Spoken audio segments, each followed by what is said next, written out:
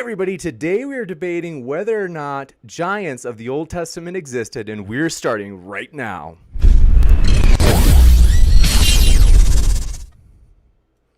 Ladies and gentlemen, thrilled to have you here for this very exciting debate as we have two titans in the debate world online when it comes to religion and atheism. We are thrilled to have them here. They have been, I gotta say, you guys are two of our most frequent, and I think people just love to hear you guys debate. You guys are both very experienced. It's an honor to have you. So thanks for being with us. And want to let everybody know, both of their links are in the description. So that way, if you're like, oh, snap, I'm loving what I'm hearing, well, good news. Their link is conveniently located below so that you can click on it and hear more of what they have to say. In addition, want to say if this is your first time here, consider hitting that subscribe button, as we have regular debates on things like tomorrow, atheists versus Christians on aliens in the Bible, as well as many other topics coming up. So if you want reminders, hit that subscribe button and that little notification bell. And with that, we are going to jump right into this. We are going to give each side 12 minutes to make their opening statement, just kind of a general case for why giants from the Old Testament did exist. And then we will go into open discussion mode for the remainder until the Q&A. For the Q&A, if you have any questions that you would like to ask the speakers, please shoot them into the live chat. I will pull them into a list and we will ask those questions at the end. Be a lot of fun. Also, super chats, almost forgot. If you have a super chat, you can also make a comment toward one of the speakers, to which they, of course, would get a chance to respond to. And we would ask, please help us out. We had somebody on Monday, we had a super chat sneak in that was, I would say, a personal attack. And so we are trying to ask, please don't send any sort of personal attacks. These guys are here debating just because they love to do it. Like, they didn't ask anything in return. So I feel like I'm personally indebted to them. So we really want to honor them. And with that, we are going to jump over to Kent Hovind. We appreciate you being here. It's great to have you back. I'm going to set the timer for your opening. And thanks, gentlemen, both for being here. And Kent, the floor is yours. Well, thank you, sir. It's an honor to be here. And thank you, Tom, for doing this. You said you're a full-time debater on the philosophy about reasons not to believe in God. That's interesting. Okay. Did the giants mentioned in the Old Testament really exist? Well, my name's Kent Hovind. I taught high school science and math 15 years. We have a Christian campground in Lenox, Alabama, Dinosaur Adventureland, straight north of Pensacola. And the Bible says in Genesis chapter 6, at the beginning of the Bible, there were giants in the earth in those days. I don't think it could be more clear. The Bible says there were giants, and we could stop the debate right there. But I'm going to give you my reasons why I believe it to be true. Number one, the Bible clearly teaches that people lived to be over 900 years of age before the flood came. Whether you believe it or not, it's a different story. But the Bible does say Adam was 130 when his son was born, and he lived to be 930 altogether. And Seth was 105. And you can look at the dates in Genesis 5 and make a chart like this. The Bible clearly says the people were living to be over 900 before the flood came. After the flood, things changed. And I cover all that in my seminar part 2. What was different before the flood? Why did they live to be 900? So I'll stand by my ground that the Bible is real clear. They lived to be over 900 years of age. And probably because they had a perfect gene code. Actually, man was designed to live forever. So the fact that he only lived to be 900 is kind of sad. Today, nobody makes it to 90 or 100 hardly. They had a perfect diet, perfect soil, increased air pressure, filtered sunlight, lots of reasons I cover in my seminar number 2. Secondly, there is historical evidence for what is called a golden age. Many ancient cultures talk about a time when man used to live to be 1,000 or nearly 1,000. The golden age. They would say man lived to be 1,000, did not have to work to grow food, and died peacefully in his sleep. The term golden age comes from the Greek mythology, particularly the works of days of Hesiod, and they talk about a time in humanity when they lived to be nearly 1,000. The first age was ruled by Kronos. The finish of the first age was silver and then bronze. After this, the heroic age, which is, by the way, where we get our Olympic medals. The medal used in the Olympic medals. That's another story. Okay. Golden Age, a period of primordial peace, harmony, stability, and prosperity. People did not have to work to feed themselves, and the earth provided food in abundance. They lived to a very old age with a youthful appearance, eventually dying peacefully with spirits living on as guardians. Plato recounts the golden age of humans who came first. Hesiod did not literally mean made of gold, but good and noble. It's like Wikipedia teaches there was a golden age. Um, Hesiod says there was a time when the earth produced food in such abundance there was no need for agriculture. Hmm. And when they died, it was like they were overcome with sleep and they had everything was good. The 5th century, they still talked about a golden age when man lived to be really old. So I think there's plenty of evidence historically that at least people believed that man lived longer. That doesn't mean he was bigger necessarily, I understand. But certainly the Bible says they lived to be 900 plus, and ancient historical documents say man used to live to be 900 plus. The Bible says there was a firmament in the midst of the waters. Firmaments where the birds fly in Genesis. I cover this on video too. The Bible teaches, I think, pretty clearly that there was water above the atmosphere, probably a layer of ice. I won't take time to cover all that right now, but if you watch my video 2 on drdino.com, we cover that in great detail. It says there was water under the firmament and water above the firmament. Psalm 148 says, praise him, you waters that be above the heavens. There probably is still a layer of water or ice above the stars. We don't know. Nobody knows where the last star is. And if you can find it, the next question is, what's next? Okay. But the Bible says the earth was standing out of the water and in the water. It says the scoffers in the last days would be willingly ignorant of what that creation was like.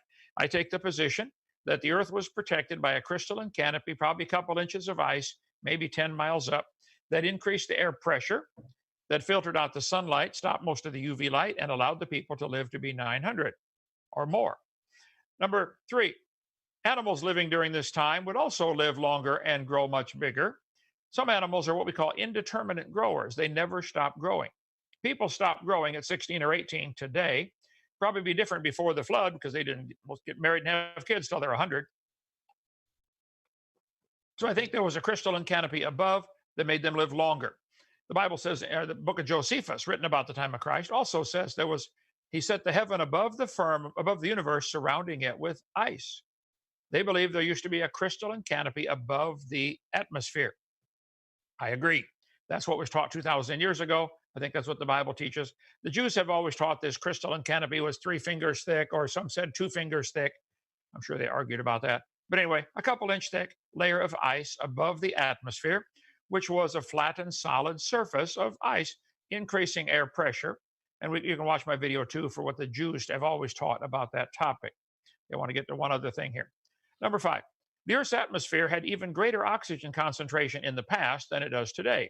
When they find air bubbles in amber, like Jurassic Park, get the mosquito blood out, the air bubbles in amber have 32% oxygen. The air we're breathing today is 21% oxygen.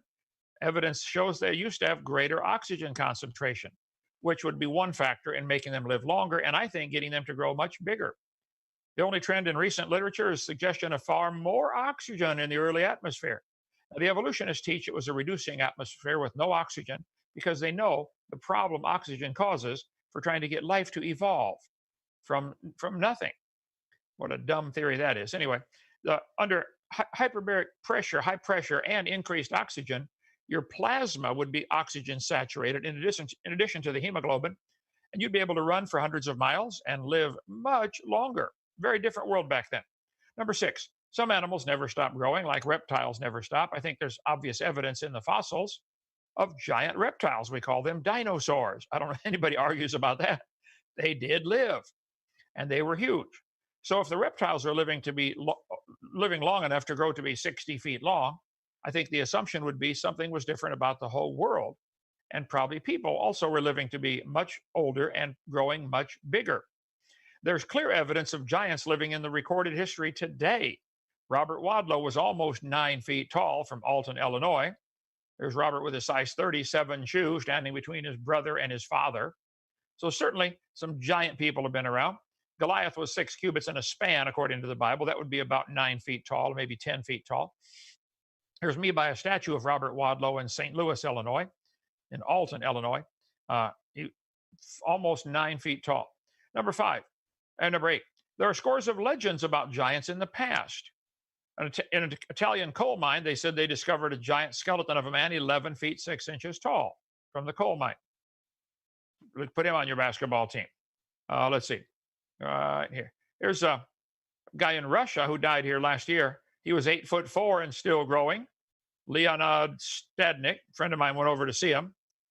He was 8'7" when he finally died. He never stopped growing. Here he is trying to use a cell phone. That's going to be a challenge, I think, Leonid.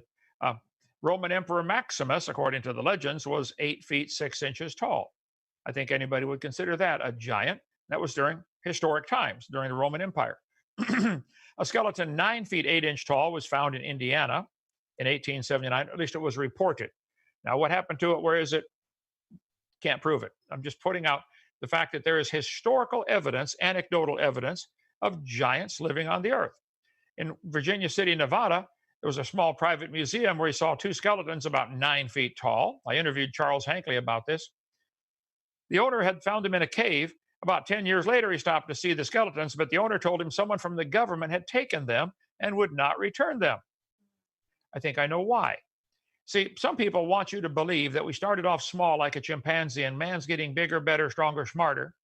And if the evidence were to show man used to be bigger, that would completely counter the crazy evolution theory, which is essential for a lot of other things. We'll get into that some other day. So, huge bones were found in Louisiana in 1902, indicating the guy was 9 feet tall. This is from the Daily Town Talk in 1902 in Louisiana. A skeleton was found in nearly 10 feet tall in Humboldt Lake, Nevada, according to Lovelock Review, the Miners Journal, back in 1931. In Guam, there are legends of giants that used to live there that built the latte stones. Who on earth is carving these things? So my one bit of my evidence would be there is historical evidence, reports of giants. Walkertown, Indiana, a group of amateur archaeologists opened up a mound in 1925 and found 8 giants ranging from 8 to 9 feet long wearing heavy copper armor. Through the bungling of the diggers and the disinterest of the museum establishment, the discoveries were scattered and lost. Now hold it. Why would a museum not be interested in 9-foot skeletons? Because it goes against the evolution theory. Tom, you're the philosopher. Think about it. Why would they defend that theory at all cost? In 1616, Dutch explorers reported stumbling upon a pair of skeletons more than 9 feet tall. That's why the whole region down there is named Patagonia, which means big feet. Southern South America is called Patagonia. Skeleton 12 feet tall was found by soldiers in Lompoc Rancho, California, 1883, according to the book The Unexplained by Carl Schuker. And the Indians got upset because they had disturbed a grave, and so they reburied the skeleton. Skeleton 12 feet tall, reported by many newspapers in Tucson, Arizona in 1891. The man had 6 toes, long hair, and a bird-shaped headdress. There's a book called A Scientific American back in I forget, I don't have the date on this, I apologize. 1877. Gold miners reported finding a skeleton. The owner would have been 12 feet tall, just based on the length of the femur from heel to knee. 2 other, a male and female skeleton, were 9'4" and 8 foot tall. Others 10 feet tall were reported. I talked to Joe Taylor today, and he said there is an enormous amount of evidence of giant people, 8, 10, 12 feet tall, maybe. A woman reputedly 7 feet tall was found with an infant. Joe Taylor, mountblanco.com is his website in northern Texas. MTBLANCO. A skull almost twice the size of a normal human was reported here in Joe's magazine, mountblanco.com. This is from Discovery and Conquest of Mexico and New Spain by Bernal Diaz de Castillo. He said, our friends told us when they came to this country and they had settled themselves there, how it came that notwithstanding their vicinity to the Mexicans, they resembled each other so little and lived in perpetual warfare with each other. The tradition was also handed down from their forefathers that in ancient times there lived a race of men and women who were of immense stature with heavy bones and were very bad and evil disposed people, whom they had for the greater part exterminated by continual war, and the few that were left gradually died away. Discovery and Conquest of Mexico, they said, they dragged forth a bone, or rather a thigh bone, of one of the giants. It was very strong and measured the length of a man of good stature. This bone was still entire from the knee to the hip joint. So on my video number 2 of my series, Creation Seminar, I cover all the evidence that I've been able to find of historical, anecdotal evidence of giant people. See, I don't have a reason to doubt this kind of stuff. It seems reasonable if a lot of people are reporting this. I mean, eyewitness testimony counts for something in a trial. If you have 10 people that said, I saw George walking down the street with a red shirt, I bet George was walking down the street with a red shirt. That's plenty of 10 people eyewitness accounts. We have hundreds of supposedly eyewitness accounts, the people who claim they saw giants or giant skeletons. Here's the mummified head of an Inca king who would have been about 9.5 feet tall, the Inca civilization in South America. You have that book right there in your hand, didn't you, a minute ago, Tom? The giant book? Is that this book, Giants? I don't know. There it is. Yeah. There's lots of evidence about this. New York giants, 1871, archaeological dig reported a skeleton, 200 giant skeletons, 9 feet tall. Giant footprints were found in South Africa. All you got to do is Google were there giants on the earth, and you'll find people arguing both sides, like I'm sure Tom's going to take the other side. But there's a lot of historical evidence that there were giants. And I'm going to run out of time, so I'll go through this quickly here. Plenty of stuff on giants. Let me get up to my other reasons. In Mandan, near Bismarck, North Dakota, they reported the Menegwe were thought to have come before they joined the Lenni in the region of Mississippi. Let's see, let me skip all that. This is from Scientific American in 1883, before they became dedicated to defending the evolution religion. There was a cemetery of fully 100 acres filled with bones of a giant race. This vast city of the dead lies just east of Fort Lincoln Road. The ground has the appearance of being filled with trenches piled full of dead bodies. There's evidently been a grand battlefield where thousands of men have fallen. You can read Scientific American 1883. So I'll skip up here, but the historical evidence, I think, is pretty overwhelming that there were giants. Here's a copper axe head that weighs 39 pounds. Swing that for 5 minutes. There's a stone axe head, 27 pounds. Guy brought it to my museum when I was in Pensacola, Florida. So the Smithsonian used to report gigantic dinosaurs, gigantic humans, but they stopped.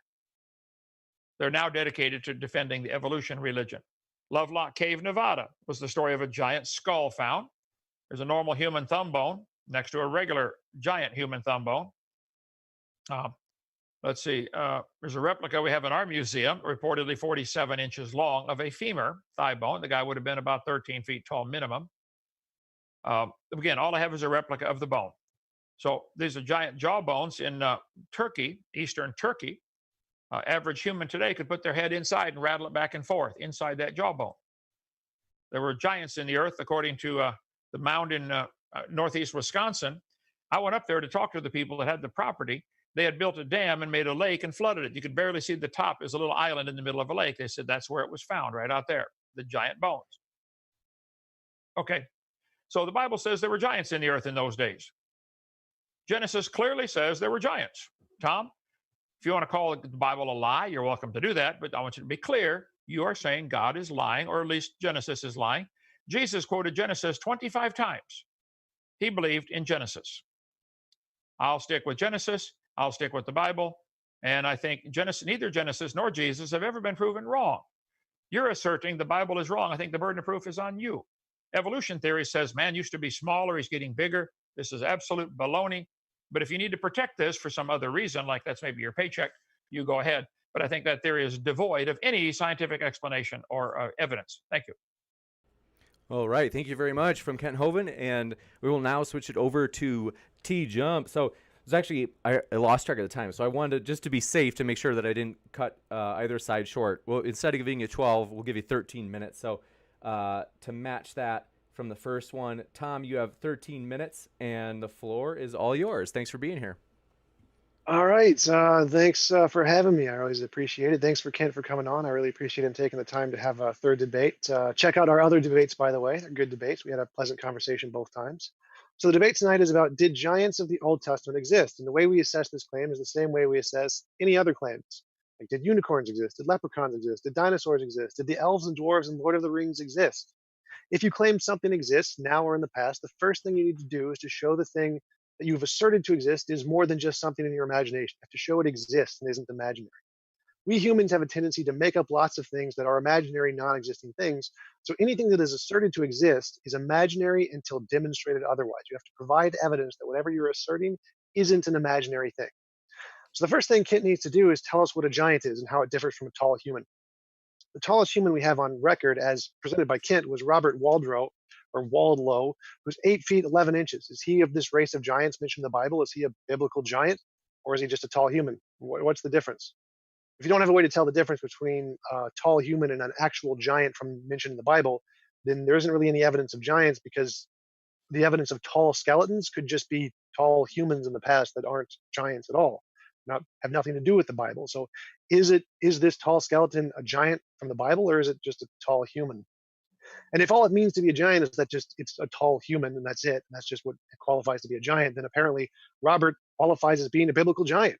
Okay, I'm happy if that's it, but that is not evidence of the biblical giants, because like there's this condition called Stahl's ear syndrome, whereas a syndrome where you have pointy ears.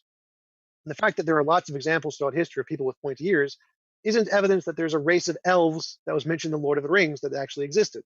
The fact that people are tall or people have pointy ears isn't evidence of a specific race as mentioned in a specific book. You have to have a little bit more than that. Dwarfism is a condition where people are very short. And we have lots and lots of evidence throughout history and skeletons of very short people. Is that evidence of the dwarves that were mentioned in Lord of the Rings? No, it's just evidence that there were short people. In order to show that there is a specific race as mentioned in a specific book that exists, you need some way to differentiate that from just the other known things that we already have lots of examples from. So if you want to claim that there are biblical giants exist, you need to provide a way to differentiate tall humans from biblical giants. Or is that all they are? It's just tall humans. After we establish whether this difference exists or what this difference is, we need to show that this difference is a real existing thing and not an imaginary thing. That's what evidence is. Evidence is just anything that can be used to differentiate to show something is real and not imaginary. So what does this evidence need to look like? Well, there are infinitely many ways to explain anything. Any phenomenon, any event, occurrence, observation, etc., has infinitely many ways it can equally reasonably be explained. This is known as the problem of underdetermination in science. For example, suppose we see a cup fall over. What could have caused this to happen? Maybe it was the wind knocked it over, or somebody bumped the table it was sitting on. Maybe it was caused by a mouse or a squirrel or a bird. It could have been caused by a meteorite falling from the sky or invisible aliens. Someone may have used psychic powers to knock it over, or magic, or mayhap it was a ghost or a fairy or a leprechaun or a god. Maybe the entire world was just created 5 minutes ago and the cup was already lying on its side. Maybe the world was created 6 minutes ago or 7. We can come up with infinitely many ways to explain the cups falling over. Just ad infinitum, just keep going forever and ever to come up with different ways to explain it. But how do we show which of these infinitely many explanations is the best explanation? Well, we know that all of them except for the one truth is imaginary. It's just made up. So there needs to be some criteria we can use to differentiate between imaginary explanations and the real one. One approach is to take all of the past and present observations, everything we know about the event, and see which explanations can explain all of the past and present data. However, we know this approach doesn't work because all of them can all explain all of the past and present data using ad hoc reasoning. For example, let's suppose that we saw mouse droppings around the cup when we looked at it. If my explanation was that a mouse knocked over the cup, I could, of course, argue clearly the evidence indicates my explanation. However, if I have a different explanation that it wasn't a mouse, well, then I can say, well, the fact that we see mouse droppings around the cup isn't indicative of a mouse, because the mouse just put the droppings there and left without knocking over the cup. But it was actually something else that knocked over the cup. So even if your explanation is something other than a mouse, you can still explain the mouse droppings around the cup. Any possible observation can be explained by a different phenomenon, as long as your explanation is not a mouse. Or if it's a mouse, you can just say the mouse explains the mouse droppings. Any explanation can always explain all of the past and present data. So in order to show something that is actually evidence, what we need to do is make future predictions. The one thing that makes an explanation better than all the others is if you can say, if my explanation is correct, I can project into the future something we don't know yet. And if that's true, then we have reason to believe that that explanation isn't imaginary, that it's describing something in the world. Therefore, evidence of an explanation is real only if you can say, given my explanation, I can predict something that we will discover in the future that we don't know yet, that the other explanations don't anticipate and will only be able to explain ad hoc or post hoc. And we can use this metric to differentiate between explanations of things that are imaginary and what is real. So if the explanation can predict things in the world that we don't know yet, it's reasonable to believe that explanation is true and not just one of the imaginary ones. Now, it can't just be any predictions. I can't just predict anything. Like I can predict the sun will come up tomorrow, but that can be used by any of the explanations. So that isn't good enough. We need to make certain kinds of predictions. For example, I could make a prediction that was verified by me and my friends in my backyard. Unfortunately, you weren't there, so you can't repeat the experiment to verify it for yourself. I mean, obviously this doesn't work because anyone could make that kind of a claim and say they had a private experiment that was verified by themselves. So whatever this prediction is that you make, it has to be repeatable to count as evidence. Also, I can make the prediction that there is a man named Bob somewhere in that direction. And if you look in the specified direction, you don't see Bob. I can just simply say, well, he's out of sight. You got to go further. You can keep looking and you still don't see him. Like, well, no, you got to keep going farther, keep going farther. And I can repeat this line ad infinitum, no matter how far you go without finding Bob, and still say, well, it's a prediction, and so my thing is still true.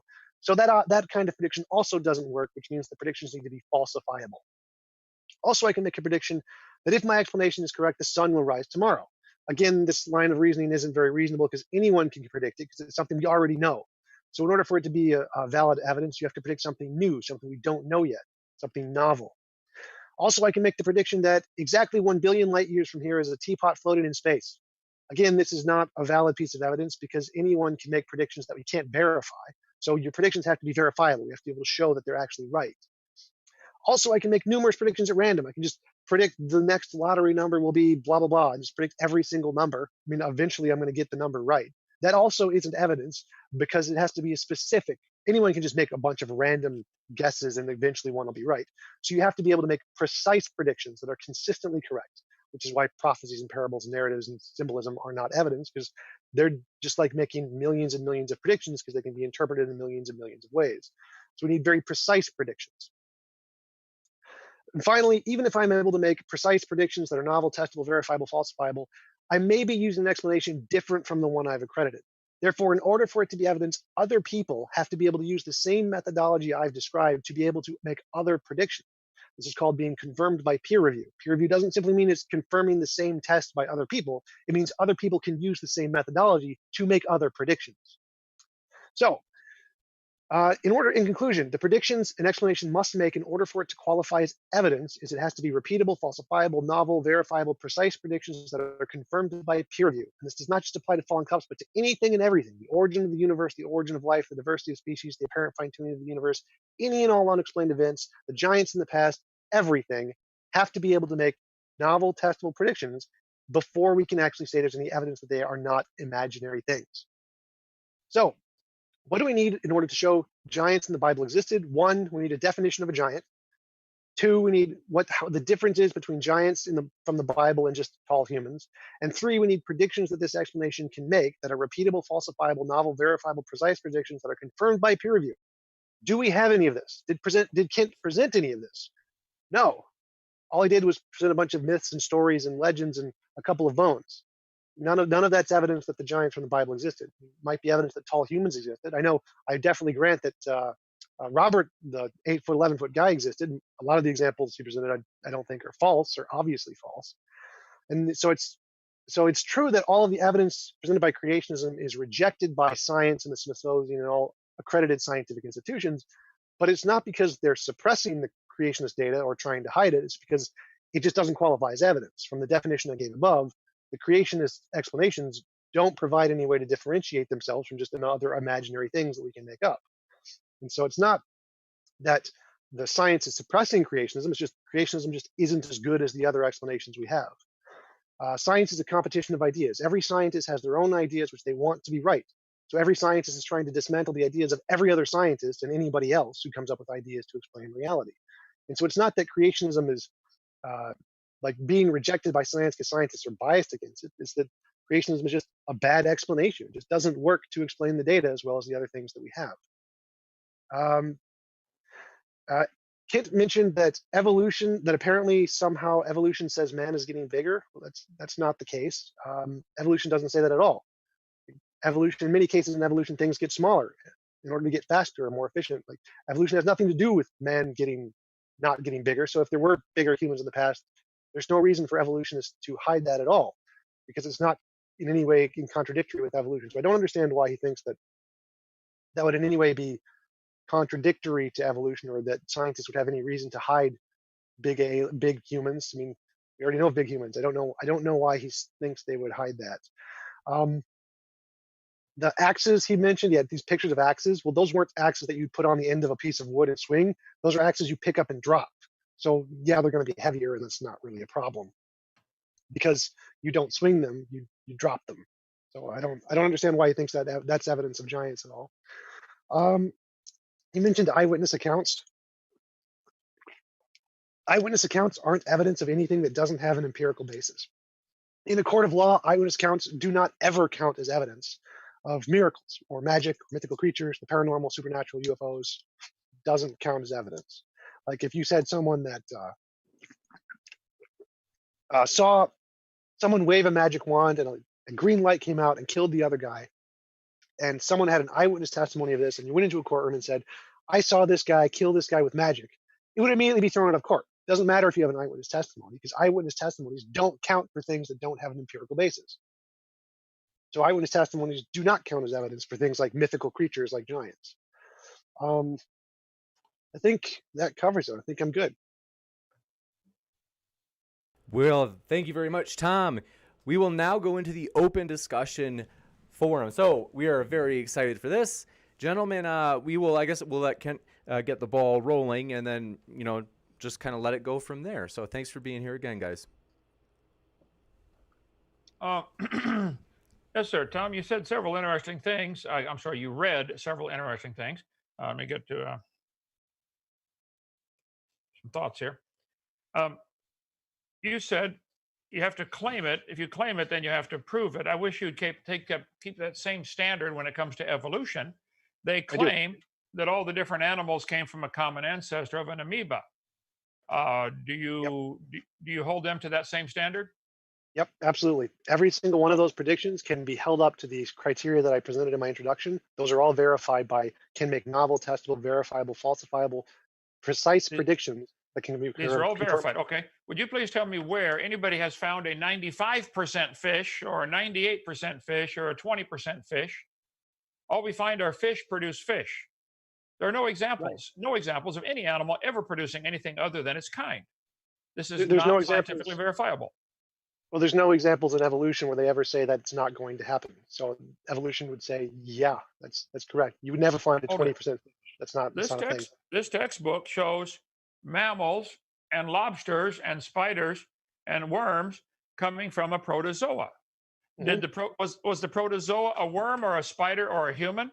Did it turn into something other than its kind? No, all the things above it are still kinds of protozoa. So it's not that protozoa are transformed into something else. It's that. Say that again. Humans are still a type of protozoa? We're made of the same kind of stuff. So it was actually, would be eukaryotes would be the correct terminology. And you're a philosopher. Okay. Do you believe this textbook, which shows animals and fungi and plants have a common ancestor? Do you believe that? Yes. I know, I'm sure you do. How about this? All the different birds and animals in the world have a common ancestor. Inside that circle is religion. Now you're claiming that if someone makes a claim, they have to prove it. I'd like you to show me where any animal in the laboratory under a human observation, has anybody ever observed any plant or animal produce anything that would be recognized as a different kind? Has any farmer ever seen a cow produce a non-cow or a dog produce a non-dog? Is there any evidence for this? No, evolution doesn't say it would, so I don't know why you even say that. Evolution doesn't say that happens. Evolution says a cow and an amoeba have a common ancestor. I mean, I just showed you the charts. The books are full of this kind of stuff. Yes. Was this common ancestor a cow? Was this a cow or an amoeba? It was an amoeba. Did it turn into a cow? No, it had children, and the children changed slowly over time. So over millions of years, it turned into a cow. Well, it died, and it had kids that were differences, and the differences. Right, okay. So it's the descendant slowly turned from an amoeba to a cow. Yes. And you think that is science? Yes, because that makes testable. Okay, I'm sure you do. Okay, here we have a book claiming clearly. Yes.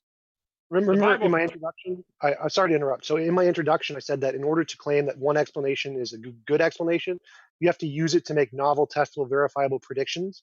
Well, we can do that with evolution. So we can actually show that it's not imaginary. One sec. We just want to, gentlemen, so sorry to jump in, just to see if we can try to either explain the context and how it draws or ties back to the giants issue, or if we can move back in that direction. Well, Tom took the tact that the Bible clearly teaches there were giants in the earth in those days, but he says that's not true. because if you're going to make a claim, you have to verify it. I'm simply asking, where does he take this same approach when it comes to religions like evolution that says humans and birds have a common ancestor with crocodiles? That is what the books teach. Hope biology sitting right here, or Heath biology sitting on the shelf. So um, I think he's got a double standard here. There's no evidence of any animal ever producing anything other than its kind. And there's plenty of anecdotal evidence of giant humans living. You're right. We should really define what giant means. I mean, most people, Andre the Giant, how big was he? 8'4"? Anything over 7 foot is considered gigantic today in today's standard. But my point is, the evolution theory teaches man was small like a chimpanzee, and he's getting bigger.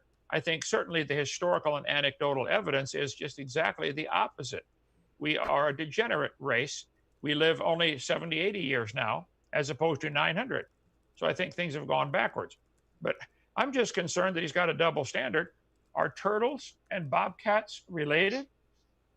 Well, yeah, I already answered that. Yes, I hold evolution to the exact same yeah, standard. they are. So in my introduction, as I said, everything that evolution claims is verifiable in that prediction. So it does make predictions. So evolution predicts that if we give it enough time, let's see, a reptile will turn to a bird or a human. No, that's not a prediction. A prediction is something we don't know that has been verified. So do you think the fossil evidence shows that humans and birds have a common ancestor, which was a reptile? Yes. The kids are being taught that. Yes, that we can show. We have testable, verifiable predictions to. So you can show that a reptile turned into a bird or a crocodile or a human. Yes, that's what the predictions do. That's why they're there. Okay, and would you show that by using fossils? How else could you show such a thing? We would show it using novel, testable, verifiable predictions. And I'm sure you're aware that my argument's very simple. No fossil counts as evidence in the evolution theory. I didn't say anything about fossils. I said predictions. We make predictions. We don't show that fossils do it. We show prediction. Like, if my theory is true, here's a consequence I can predict, and if that consequence is correctly verified. So sorry, guys. Just to unless it's like more related to giants, it would be in an ideal world. Just because I don't want to get accused of clickbait. So if people okay, yeah. Well, I know full well that Tom really wants to defend the evolution theory, and he's looking for anything to call the Bible wrong. The Bible clearly says there were giants in the earth. He doesn't want to believe that. And the only alternative I'm aware of is evolution, which I'm sure he believes in. So it's not clickbait from my perspective. I know what the real target of all this debate is to try to say the Bible's wrong, therefore evolution's true. He has proven that there were not giants. How would you prove such a thing? Would you prove to me there were never giants in the earth? How could you prove that? Well, again, I don't actually, even if there are giants, that doesn't contradict anything in my worldview. So I don't have any problem if there are giants. I just don't see any reason to believe that there were. So I don't have any problem with giants. All right, and I don't see any reason to believe that any animal in the past was able to produce something other than its kind. I think amoeba are still producing amoeba today. I agree. But that has nothing to do with my argument. So again, my argument is just that you're claiming that giants existed. I don't see any reason to believe giants existed. I don't have any problem with giants. If giants existed, that's totally fine. But I don't see any reason to believe they did exist. They're just tall. Would you agree that the Bible does say there were giants in the earth? Yes, or Nephilim. Okay. I don't know if they actually used. I don't think it uses the word giants. But I show Genesis chapter 6. Genesis chapter 6, area slide number 163, Alt-DV 163. You can look it up in your Bible. There were giants in the earth in those days. Would you agree that the Bible says there were giants in the earth in those days? No, I mean like the original Hebrew and Greek and what the words interpret to. I don't know if that actually means giants in the way that we interpret it, but that's not really relevant. I can grant it says giants. I'm okay to have. I'm happy to grant. I don't need the Hebrew or Greek. I can read English pretty well, and it says giants. Now, Jesus quoted Genesis 25 times. I didn't call the references up, but I could find them. Would you just simply agree, for sake of argument, that Jesus did quote Genesis 25 times? Sure. Okay. Do you believe Jesus was lying or stupid or wrong, or are you calling him a liar? I believe Genesis was wrong. I think Jesus accurately quoted Genesis. I just think Genesis is wrong. Do you think the author of Genesis was lying that there were not giants in the earth? Would you agree? I showed historical references, anecdotal references to people living to be really old, the golden age. What do you think the golden age was? Why do so many cultures talk about man used to live to be 1,000? Are they all lying? And Tom Jump's the only one who's right? No, I'd say science is the one that's right because we can show science with novel, testable, verifiable predictions. People always make up stuff. Like all stories, there are many people who talk about all different kinds of gods. Do you think that all the gods exist? Or are they just lying? Oh, people can make up all kinds of stories. They can make up stories that we all came from an amoeba. Evolution is nothing but a story. It's a religious view. There's no evidence of that. No, actually, there is. That's the prediction. There is evidence. Can you show me? Would you agree that an amoeba is a single-celled organism? Yes. Could you show me the scientific evidence for a two-celled organism, or three-celled, or four-celled? Since humans have 100 trillion cells, somewhere along the line, the amoeba would have to gain some cells. Would you show me the scientific evidence for these two-celled creatures? Where are they? Yes, I can. There's lots of evidence of that. But there's lots of evidence for two-celled creatures. Tom, you are completely mistaken, or somebody lied to you and you're repeating their lie, or you're lying yourself. There's no evidence of any two-celled animal on the planet. When a sperm and an egg cell join, it is then a two-celled single animal. There's two cells. No, it is a one-celled creature. The egg absorbs the DNA from the sperm and it's a single cell. Now it splits into 2, 3, 4, 10, 20. There you go. So it splits into two. So now it has two cells. And it's a two-celled animal. Is that a two-celled organism that can live on its own and is reproducing and fully developed? Or is that a stage of its development? That's a stage of development of a bigger, multi-celled animal. But it's not a two-celled animal, Tom. Right. So that's all you need to have is to have the single cell needs to start to multiply into multiple cells, and they can continue to grow. It doesn't need to actually stay two-celled for any reason. Well, there are single-celled organisms that stay single-celled all their life. That's their adult stage. They're single-celled. Where's the adult stage of a two-celled creature? You don't need that for evolution. You just need it to multiply. You can just say if there's a single cell that has a genetic mutation that causes it to grow and start to get more cells, that's all you need. You don't actually need a two-celled organism. So you do believe that man with 100 trillion cells came from a single-celled amoeba-like creature, a protozoa, and so somewhere along the line, the protozoa would have to produce something that is non-protozoa, because a protozoa is not two-celled. So where's the evidence for an animal producing something other than its kind? You said there's evidence. You're saying a human embryo in its growth stage is evidence that the protozoa became two-celled. Is that your evidence from a totally different life form? No, that's just evidence of things going from one cell to many cells. Like we have lots of evidence of things going from one cell to many cells. So there's no problem there. But the evidence for evolution is all of its testable predictions again. But this again has nothing to do with giants. There's no evidence of giants. Yeah, okay, you're right. We're slightly off track. The Bible clearly says there were giants in the earth in those days. And Jesus quoted Genesis 25 times. And like I said, I'll stick with those two. Nothing has been proven wrong. Here's the difference, Tom. You're not getting a major point here. I believe by faith the Bible is true. Jesus is telling the truth. There were giants in the earth. But I'm not requiring everybody to teach that in the school system. I'm not forcing everybody to pay for my religion to be taught. You guys want to believe that amoeba turned to elephants and humans and pine trees, and you want to force everybody to learn that at taxpayer expense. You want to put these charts in the textbooks and say, see, kids, this is science. A protozoa turned to a human. This is not science. This is your religion. I wish you take it out of the schools. It's got nothing to do with science. Go teach it in a private school to whoever wants to pay and come learn it. You can learn lots of biology without getting into evolution at all. Evolution has nothing to do with science. Nothing. I don't run any schools, so I can't do anything about that. You're talking to the wrong guy here. So, but again, that has nothing to do with giants. So you said your evidence for giants is that Jesus said so and that Genesis said so. Well, I mean, Lord of the Rings says that's two, Tom. That's two. I said there's a lot of historical evidence. Certainly, we have the testimony of Jesus believing Genesis. We have the testimony of Genesis claiming there were. We have the anecdotal evidence of people claiming they've seen these giant skeletons in the last 200 years. Was Scientific American lying in 1883 when they said all these giant skeletons were found? This is Scientific American. That's a science peer-reviewed journal. Why did they publish articles about giants living in 1883? I'm sure they wouldn't today, just like you wouldn't find a peer-reviewed journal in North Korea claiming communism doesn't work. So the first case is where you said Jesus and Genesis say so. Well, Lord of the Rings says dwarves and elves exist, but I don't believe Lord of the Rings. So the fact that it says so in a book isn't evidence. You need something that's more But than hold on, that. I'm not asking Lord of the Ring. I'm not defending Lord of the Rings. I'm defending the Bible. I Those are don't the care what same thing. Lord of the Rings says. Lord of the Rings is actually better than the Bible, but it's a different topic. So then the next thing you said was anecdotal evidence. Well, anecdotal evidence isn't evidence of anything that doesn't have an empirical basis. Like if someone said aliens came down and abducted them in a courtroom, that's not going to be evidence. If someone says they were killed or a unicorn killed their grandma in a courtroom, that's not evidence. Doesn't matter if it's eyewitness testimony or not.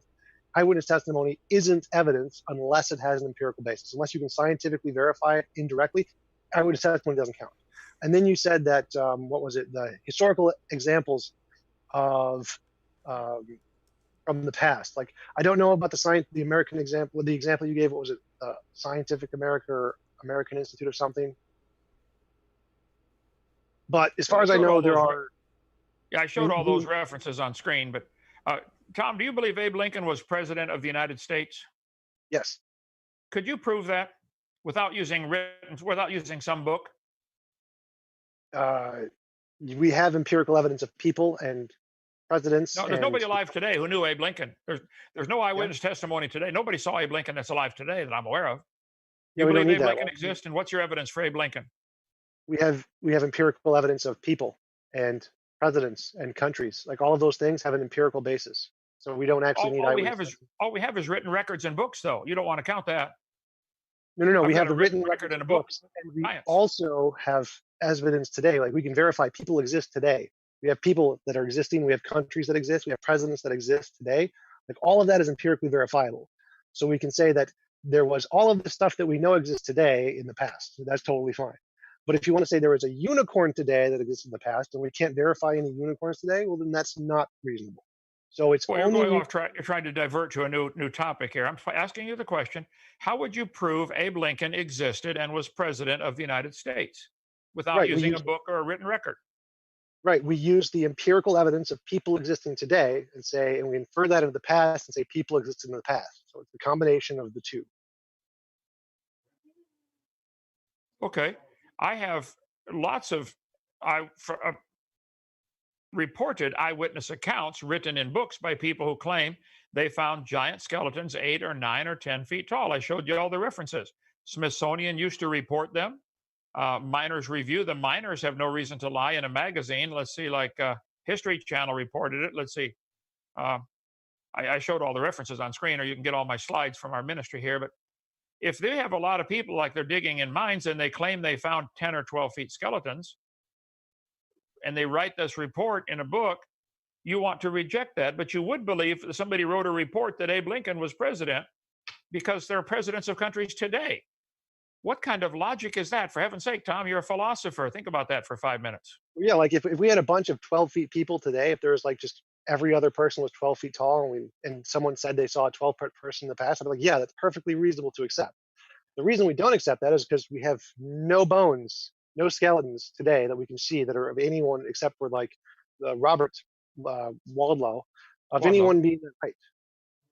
So the fact that we don't have any of those skeletons means they're probably just made up by people, made up stories, like unicorns, leprechauns. Well, here is, I don't know, peer-reviewed journal, Scientific American, in July 1877, 4 prospectors looking for gold claimed they found giant skeletons.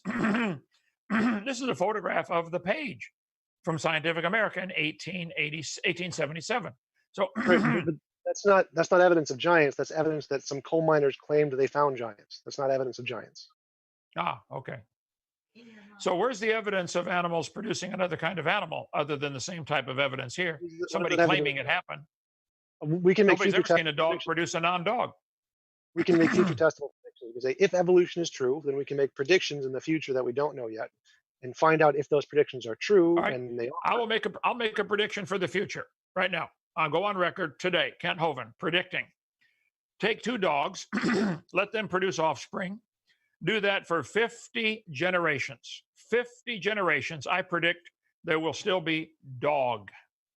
Okay, but that's not a prediction because remember Nope. Remember in my introduction, I gave a specific list of the things predictions have to be to qualify as evidence. Like I can predict the sun's going to come up tomorrow, and I can predict the sun's going to come up Now, tomorrow every day for 50 I years, would but also that's not a predict prediction. retroactively, if we went back 50 generations, it was a dog. And if we went back 500 generations, it was a dog.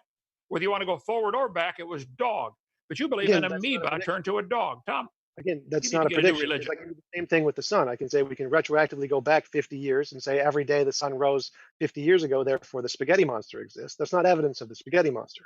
That's not As at all I, what I as I said. If I said I believe the sun rose 50 years ago and the sun rose 500 years ago, I think I could go back. That'd be reasonable. But to say the sun rose 5 years ago, therefore spaghetti monster, who on earth, what kind of logic is that? Well, exactly, that's your argument. Is you're That is making not up my this argument. I said already. dogs produce dogs in the future. Dogs came from dogs in the past. There is no evidence of an amoeba becoming a dog. But you wish to believe it because human cells, when they first start to develop in the mother, have two cells for a few minutes. I don't think you understood my point there. I really understand. Go ahead. If you make a prediction of something we already know, anybody can make the same. I can predict the sun's going to come up tomorrow. You can predict the sun's going to come up tomorrow. Someone who believes the spaghetti monster exists can believe the sun is going to come up tomorrow. Everyone can make that prediction. So it's not evidence of anything because everyone can make the same prediction. So everyone can predict dogs are going to come from dogs, just like everyone can predict the sun's going to come up tomorrow. Okay. That's not evidence. I'll make another prediction. Sorry, Tom, I'm going to make another prediction right here, right now. Just one second. If we find some culture out in the jungle, someplace that's never been civilized or contacted, if we could find a race of people in the jungle or any place, if we could find cultures that have never been contacted by the outside world, all of a sudden we discover in the middle of some jungle, wow, here's a tribe of people. If you go in and learn their language, I bet they will have, I would predict they will have legends of people living to great age and legends of people getting bigger. Why would a culture that is uncontacted, unpolluted by modern thinking, that's what's happened historically in the last 400 years. Many cultures have been contacted for the first time, and they have these legends of great age or great size or both.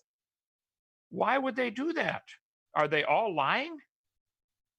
The same reason every culture throughout all of human history has made up lots of stories of all kinds, and like gods, for example, they all make up stories of gods. They all make up stories of ancestors. Tom, hold it. They all made up the same story of great age or great size. None of them made up the story of people flying or a spaghetti monster. Yes, they had the same story. No, they made up stories of people flying. They made up stories of people with elephants' heads. They made up stories with people's of wings. They made up stories with massive turtles the size of planets. They made up all kinds of stories. That's the whole point, is that you have to make a prediction of something we don't already know yet. But that's the exact same kind of prediction as saying the sun will rise tomorrow. We already know every human society makes up stories. So the fact that they're going to make up stories is pretty well known, just like the sun's going to come up is pretty well known. In order for it to be evidence, you have to predict something we don't know yet. Evolution can do that. We can predict exactly what fossils are going to be before we discover them and exactly what they're going to look like. I'll make a prediction of something you don't know yet. I predict you are going to stand before God and give an account for every word you've ever spoken, every thought you ever thought. I predict there will be a judgment day for TJump. That's a great prediction, but how do we test it? You'll test it yourself. It'll happen to you. Right, but for it to be evidence for everyone in the audience, they're not going to know this. How do they test it? Forgive me. Well, it's like me saying the sun's going to come up in 1,000 years. How's anybody going to test that? Exactly. That's why it's not evidence. It has to be verified. I'm just making a prediction. We'll see. So back to the topic. My argument was the Bible says clearly there were giants.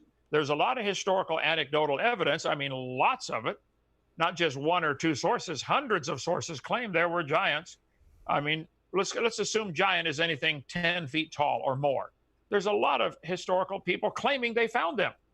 And at the time, they were interviewed. They wrote them in peer-reviewed journals. But now the peer-reviewed journals do not like that story, so they wouldn't publish it. I bet the journals in North Korea 300 years ago taught things differently than the North Korean peer-reviewed journals teach today. I think things have changed in that country because of communism taking over. Doesn't prove anything one way or the other. But your whole emphasis is on some peer-reviewed journal. I think there's some kind of people that are dedicated to teaching this evolution theory, and they know giants would go against that. Scientific American used to teach August 14th, 1880, page 106. there were giants 9 feet 4 inches tall. That's what they said in Ohio. Why would they report this in Scientific American in 1880 on page 106?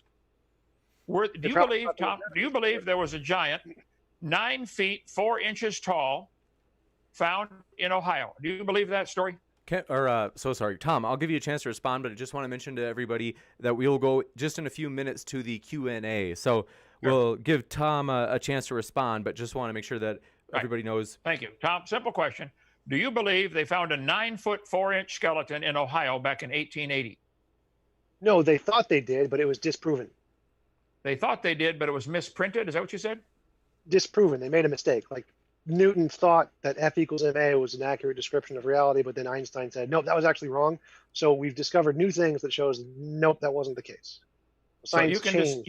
Hold it. I want to get this understood. Somebody now, today in 2019, discovered that the 1880 skeleton was not 9 foot 4 inches tall. How did they discover that, and why didn't the people who found it report? Don't they have tape measures back then too? No, it's like people discover fossils and they think they're for one animal, then they discover, oh, nope, it's for a different animal. Like people discovered bones and thought they were for big humans, but really they were for a brontosaurus or a T-Rex or a velociraptor or something bigger than humans. So what they did was... Tom, the Scientific American article clearly says they were found in a clay coffin, including the skeleton of a woman measuring 8 feet. Within the coffin was found the skeleton of a child about 3.5 feet length. The image that crumbled, it crumbled when it exposed to the atmosphere. Another grave, they found the skeleton of a man and a woman. They're not finding just one bone, Tom. They're finding the whole skeleton. I can understand finding one bone and misinterpreting it. So what they did was they found a coffin with a skeleton in it. No, they were just wrong. So you can find lots of bones. Yes, remember there are lots of cases of people putting together collections of bones and saying this collections of bones is one animal. And then you find out it's not. It's a collection of bones of a whole bunch of different animals they put together into one amalgamation, which they call an animal, which actually isn't. Science makes mistakes all the time, and then they correct them. That's how science works. Let me ask you a question, Tom. If you and I together went to Ohio to this mound, which is in Brush Creek Township, Ohio, suppose you and I together opened a brand new mound that has never been touched before, and we found a 9.5 foot skeleton, all intact, in a burial mound. If you and I could find one today together with 50 witnesses and cameras watching, would you believe it? Yeah, you absolutely. Would. Yeah, Okay. I mean, I have no problem with giants. There's no problem with giants. If giants existed, that would be cool. I have no problem with that. Yay. So, the scientists who verified this and published it in a peer-reviewed journal in 1880, it does not count as evidence for you. The topic of the debate is, where's the evidence of giants? I think that's good evidence for giants. When scientific, yes, if Scientific American in 1860 said Abe Lincoln is running for president, I'd believe that. And I believe this one too. That's not a claim of something that doesn't have an empirical basis. So in that claim, there's lots of claims in science where people have been proven wrong in the future, and then we go back and say, okay, so this claim was wrong. That's what happened in that case. We've shown things that scientists made in the past, they were wrong. Would you please tell me where you're saying this was proven wrong? Where's your evidence for that, Tom? Where's the evidence this claim was proven wrong? If you give me the link, I can find it in about 5 seconds. Okay. Scientific American, August 14th, 1880, page 106. How on earth can somebody prove that wrong 130 years later, 140 years later? It was probably proven wrong like about 5 years later or less. Okay. And then no one else referenced it. So you don't like the idea of there being giants. I'm totally okay with that. If I could convince you there were giants in the earth like the Bible says, would that affect your belief in evolution? No. There's no problem with that. Remember, there are bigger monkeys than humans. So like there are orangutans that were bigger than humans were millions of years ago. So there's no problem with giant big animals. Well, do you agree that giant fossils of giant animals like the giant sloth, 18 feet tall, have those been found? Were they really a giant sloth, 18 feet tall? I think so, yeah. I don't know Okay. exactly in that case, but How yeah, about there's like, giant grasshoppers 2 feet long that have been found fossilized? Would you agree that grasshoppers got 2 feet long? Well, because they find fossils of them. sure, How about centipedes 8 feet long? Do you believe giant centipedes lived on the planet 8 feet long? sure, Do you believe giant dragonflies 50-inch wingspan? sure. But you don't believe giant humans. I don't see any What was fossils. making these insects giant, and why couldn't it affect other things? Well, the reason I believe in all of those things is because we actually have the fossils that are actually that big, and we can take a tape measure and go, "Yep, that's one of those animals." We don't have any Okay. fossils of humans that big. Forgive me. I think we should if we just have a last. If you guys have a final question, you can. Otherwise, now might be a good time just to swing over into the Q&A, if that's okay with you guys. I'm fine with that. Okay. I'm ready to go to Q&A. Thanks so much, guys. And we are going to, ladies and gentlemen, we totally appreciate your questions. We are thrilled to ask them. Want to let you know I'm sorry in advance. We probably won't get through all of them. We want to fly through as many as we can, but we just want to respect the debaters' time because I should be doing a better job of keeping my promises, as sometimes we've gone over their time and they've been extremely gracious about it. So Maynard Saves, thanks for your super chat. They said, if Genesis 6:4 is literal, giants lived in the earth before and after. Men multiplied on the face of the earth. Two biblical distinctions. I think they're trying to say that I think they're trying to point out and argue for an inconsistency. I think this is for you, Kent. I don't think so. I think they were saying that that's because I asked at the beginning, what's the difference between a biblical giant and a tall human? And I think that those are giving examples of what the difference between a biblical giant and a tall human would be. And so, yeah, those, if we could like say that if giants existed independently from humans at some particular time frame, and we could discover the fossils at one depth where the humans didn't exist, and there's a whole bunch of them, and they're all the same size, then yeah, that would be evidence of giants, and I'd be happy to accept that. Sorry about that. Okay. Gotcha. Misunderstood it. Thanks for letting me know that. Mr. Archaeopteryx, former opponent of Kent Hovind, thanks for your super chat. He says, I think he's maybe saying, can you name any non-biblical miracles recorded in, quote, history that don't support his beliefs that he still accepts? So I think he's saying, can Kent name any non-biblical miracles recorded in, quote, history that don't support his belief, that namely Christianity? That makes as much sense as most of his comments on my YouTube channel. None. Phrase it differently. I'm not getting what he's asking there. I think he's asking that you're using a bunch of eyewitness testimonies to support the existence of giants, and there are lots of eyewitness testimonies of miracles from other religions like Hindus and Brahma and all those kinds of things. Do you believe in those as having existed because they have the same kind of evidence? Because as Christian, I believe there's a lot of eyewitness accounts of Abe Lincoln being president, though I've never met him. I think that all we have is eyewitness accounts of people who knew him and were in Congress with him. So there's overwhelming eyewitness accounts that Abe Lincoln was president, and they were just talking 160 years ago. We're not talking thousands of years ago. And the further you go back, the fuzzier things get in history. Everybody knows that. But can I give eyewitness account? No, I don't care what the Hindus believe or the Buddhists believe or anybody else believes. I'm not asking everybody to pay for mine to be taught.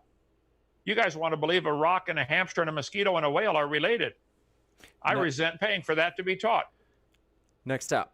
Thank you so much from each of you. And then we have Jesse Selbert. Thanks for your super chat. They asked, Kent, how does the square cube law fit into your model of giant humans in the past? According to the square cube law, it's not possible for a human to survive for long once they are taller than about 8 feet. Well, I don't think this person understands what they're talking about here. Square cube law. Obviously, there are animals today that are taller than 8 feet. Giraffes are way taller than 8 feet.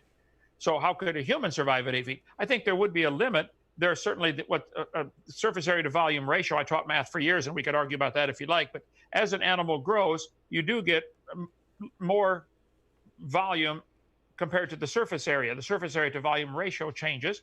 Simple example, a cube that's 1 inch by 1 inch by 1 inch has 1 cubic inch of volume and 6 square inches of surface area. If you double it 2 by 2 by 2, it now has 8 cubic inches of volume and 24 square inches of surface area. We just went from 6 to 1 by doubling the size, or by eight times the volume. It went down to 3 to 1. So there is a surface area to volume ratio problem, which is why insects have a hard time getting bigger, because they depend on their surface area, their skin, to breathe. Humans don't. So to find a giant 6-foot or 8-foot centipede, which breathes through its skin, is a real problem if you don't have greater air pressure or greater oxygen concentration or both. But we do find the skeletons, the fossils of these 8.5-foot centipedes. So from the Christian perspective, this is evidence that, wow, the Bible is right. The earth was different before the flood came, and these fossils probably formed because of the flood. How many animals died today? Millions. How many turned to fossils? None. Fossils are not forming in any significant numbers, and maybe even not at all today. And yet fossils are found in the ground by the trillions. So I think there certainly were fossils. As far as humans being limited in size, I don't know what that limit would be. In today's atmosphere, it might be a problem. If you would allow that there might have been, because of the giant insects, there might have been a different atmosphere, greater oxygen or greater air pressure, then that becomes less of a problem. People get 12 or 14 feet tall. There wouldn't be a limit. There certainly are animals today that are ginormous compared to humans. Elephants, whales, they seem to do fine. Giraffes, hippopotamus. So I don't understand how this person thinks there's some kind of problem there. I think the Bible would be correct. It certainly hasn't been proven wrong on that topic. Gotcha. Yeah, actually, Kent gave some examples of Robert Waldrow, who's actually over 8 feet tall and he lived for a long time. So the fact people can be over 8 feet and live quite a long time, so that's not really a problem. Gotcha. Thank you. Okay, hold on. Let me finish. I went to St. Louis and preached at a church there. I met in Alton, Illinois, where Robert Wadlow grew up. I met 2 ladies that went to school with Robert Wadlow. They were his fellow students. He was 7'4" when he was in the Boy Scouts, world's tallest Boy Scout. They said Robert Wadlow was a very nice guy, wonderful guy. The kids teased him about being so tall all the time, but they were in school with him.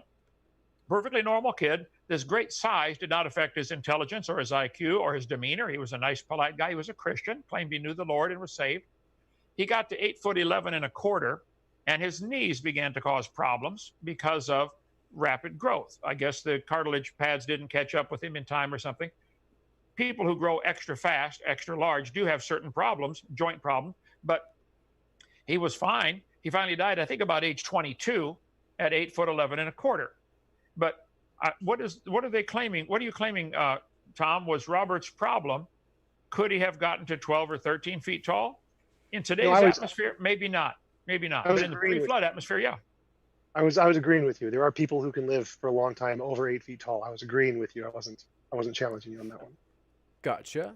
Thank you very much. And next up, Brian, let's see, we got that one. Robert Luscombe, thanks for your question. He says, someone please tell Mr. Hovind that it's not that animals change to other animals.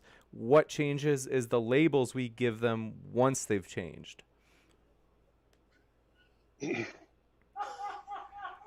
Whoa. Read that one again, James. He said, someone please tell Mr. Hovind that it's not that animals change to other animals. What changes is the labels we give them once they've changed. What changes is the labels we give them once they change.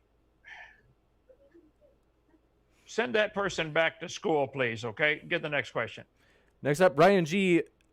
Asks, with just the right amount of cyanide in apricot seeds, you two can be confused on a plethora of topics. I think this is, sorry, that's a troll one that snuck in. Jim Majors, thanks for your super chat, Jim Majors. He says, Kent, any evidence for giants that isn't anecdotal? Well, if you say anecdotal, I guess would that include the testimony of Genesis, which clearly says there were? We have the evidence of them living in the last 100 years where people saw them and lived with them, 8, 9 feet tall. Robert Wadlow, almost 9. So what is the problem? The Russian guy just died a couple of years ago at 8'7", or would that be considered a giant? I'm 6'1", and I'm pretty big compared to most people. And so 8 foot's really big. Gotcha. So I guess I don't understand the problem. Now, what evidence do we have for Abe Lincoln besides anecdotal evidence? His bones. Next How up, about Nero? Do you believe Nero lived? Do we have his bones anywhere? Emperor Nero? Yeah, I don't think we have his bones, but we do have archaeological evidence of the things he built. So gotcha. if we have archaeological evidence of things giants built, would you accept that as evidence of giants? There's certainly some awful big stuff out there. Sure, but as far as I know, I don't think those were built by giants. I don't think we need giants for that. Okay. But you Gotcha. think Nero himself built some of the Roman stuff, or did he have somebody else do it for him and take credit? You think Somebody he ever else. laid one Somebody brick else in did his it. life? No, he commanded it. He made it happen. He paid for it. Ah, okay. Okay. Gotcha. Thanks so much. Crackerjack12, thanks to your super chat. They say Kent Hovind is no con man. The atheist Kyle Curtis is a con man. Okay. That's Jim Majors, thanks. There's like a feud going on right now. It was basically they didn't say they said Kent Hovind is no con man. The atheist Kyle Curtis is a con man. But that's a feud going on online. Jim Majors, thanks for your super chat. He says, Kent, who are the sons of God, quote unquote, in Genesis 6:4? Great question. I don't know. The Bible says in Genesis the sons of God saw the daughters of men, that they were fair, and chose them and intermarried with them and had children. And then it says and also after that there were giants in the earth in those days. So the phrase "and also after that" might be separating that into two completely independent clauses. I don't know. I've been a Christian 50 years, been reading the Bible a long time. I've read that 1,000 times. My brain hurts when I think about it. I don't have an answer. But it says there were giants, and I believe that. Gotcha. Thanks so much. Next up, Maynard Saves. Thanks for your question. According to the KJV, giants lived in the earth. Where in the earth did they live? I live in Alabama. Is he trying to imply under the crust of the earth by that question? If I say I live in Alabama, does that mean I live underground or within the borders of Alabama? I think when it says there were giants in the earth in those days, I think it's common sense 101 that there were giants, within the confines of what we call the earth. Hand me that globe there, would you? So, like if someone says I live in Alabama, well, yeah, I live in Alabama. I actually live in Lenox, population 37. So the Bible says there were giants in the earth in those days. Are they that desperate? They're going to try to say that means they lived inside the earth? Come on, try again. Gotcha. Let's see. Maynard Saves, thanks for your super chat. He says, did you see wolves give birth to poodles? How can you prove dogs come from wolves, Kent? I think we could redo this today. I think dog breeders would tell you. Matter of fact, I had a family. I forget where I was now, but this lady came up and said, Brother Hovind, my family's been in the dog breeding business for 100 years, 4 generations. She said, I can promise you, we've seen some changes in just 20 or 30 years. It was with selective breeding for dogs. She said, if you gave us 50 generic mutts, we could recreate everything from Chihuahua to Great Dane in 100 years. That was her testimony, and the family doing it for 100 years. So I think if we look at wolves and Chihuahuas, or poodles, the illustration was, we would find the DNA gene code is extremely similar. Lots of probably traceable back to say, hey, these have a common ancestor. Now, if this person asking the question would like to make the claim then that therefore poodles and giraffes and mosquitoes are related, I think that's insane, certifiably insane. I think we could demonstrate that wolves could be selectively bred if we kept choosing out the smaller ones. Every generation, pick the babies that are smallest, let them grow up and interbreed, pick the smallest every time, or pick those that have slightly curlier hair every time. We're never going to change the hair to a feather, but we might select all curly-haired, smaller, poodle-shaped dogs. Sure. I believe that's intuitive that it could happen.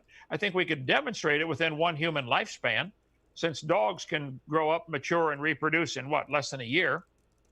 So I think we have a generation time is short enough that one human in their lifetime could observe 50 or 60 generations of dogs and probably see some really bizarre results. You probably could get a Great Dane and a poodle out of a common pair of mutts if you could give it 60 generations and try to selectively breed it for that.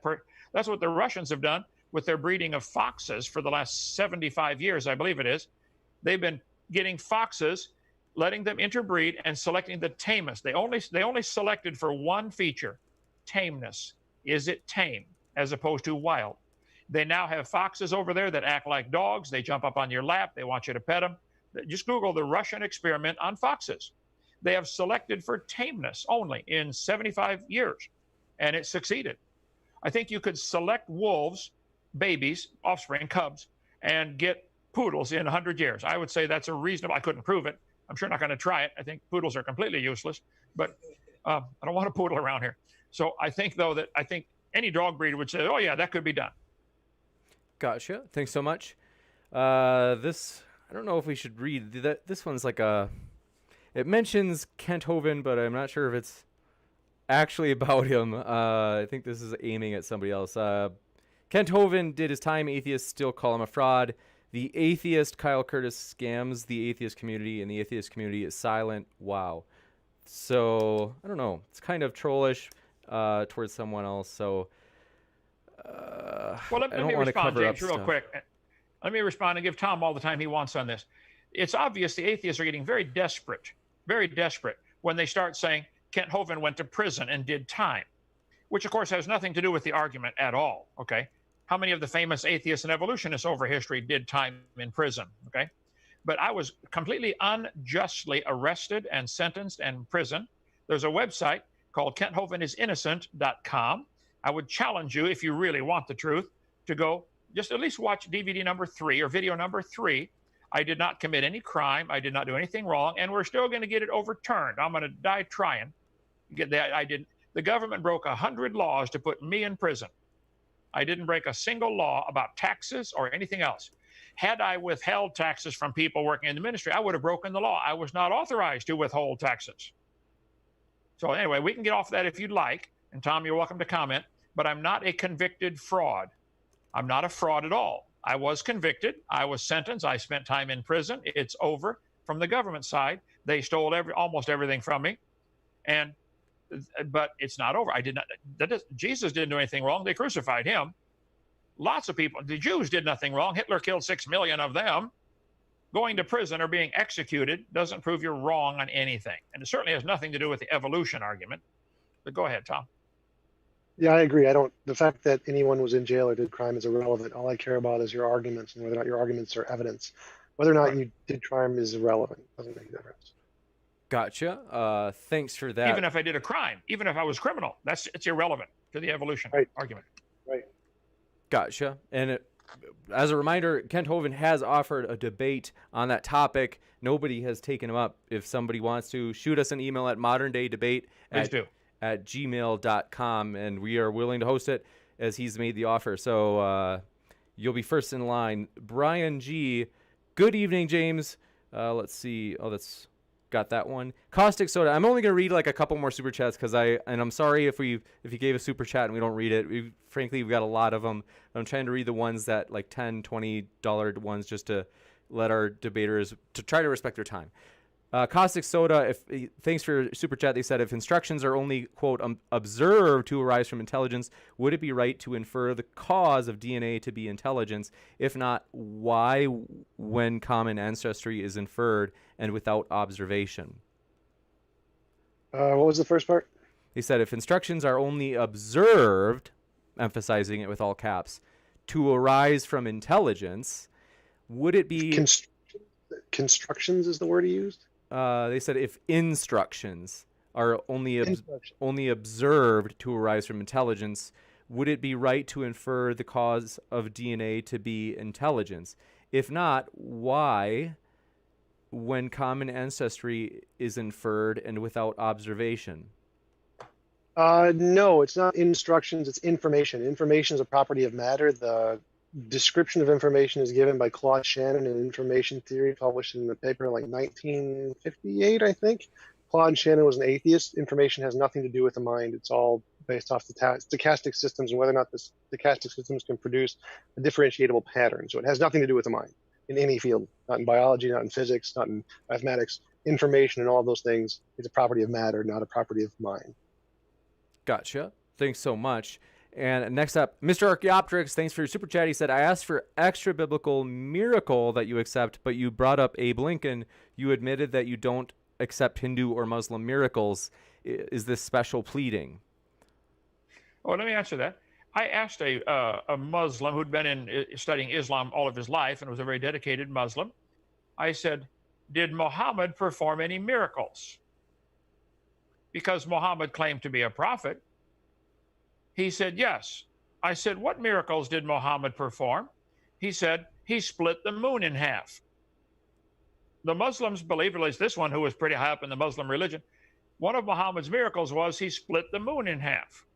A, where is the evidence for that? B, what on earth good does that do to split the moon in half? I said, what else did Muhammad do? He said he made blood come out between his fingers one time. Those are the two miracles the Muslims believe that Muhammad did, split the moon in half and made blood come out of his fingers, between his fingers. I don't see how that makes any sense at all compared to Jesus feeding the 5,000 men, plus women and children, and raising the dead and raising himself from the dead. I mean, there are dozens and dozens of miracles, at least reported in the Bible, which I believe to be exactly true. Now, I can't verify any of them. We will one day. But certainly a lot of people who were there at the time claimed they saw it, just like a lot of people claim they saw Abe Lincoln. I've never seen him. Gotcha. But I believe him. You bet. Thanks very much. And with that, we had, just as a Patreon priority question, we now have a Patreon where basically if you are a Patreon member, one of your questions will get shoved to the top of the list. Brian Stevens, thanks for your question. He says, would Kent, let's see. This is, it's hard to tell if this is sincere or not. He said, would Kent debate if his PhDs are real? Oh, absolutely. Gotcha. Well, who gets to make that decision?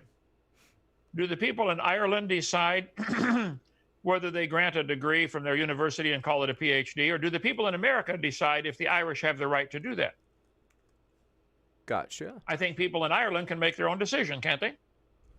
And they can decide this guy has a PhD from an Irish university. Can a Christian university decide if they're going to grant a PhD? Or does Harvard have to decide if the Christians can do that? I'd be glad to debate that. And whether I got a PhD or not doesn't matter. I do have 3 earned and 1 honorary doctorate degree. Only one's a PhD, technically. The others are just doctorates. But yes, that's not the point. The point is, who gets to decide, first of all? I tell you what, I will decide who has a legitimate degree. I don't think Stephen Gould had a legitimate degree. I don't think Niles Eldridge had a legitimate degree, because they believe we came from a rock.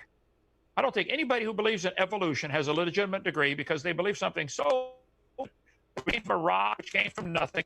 I get all the degrees.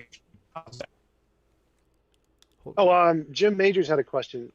Did the Nephilim survive the flood?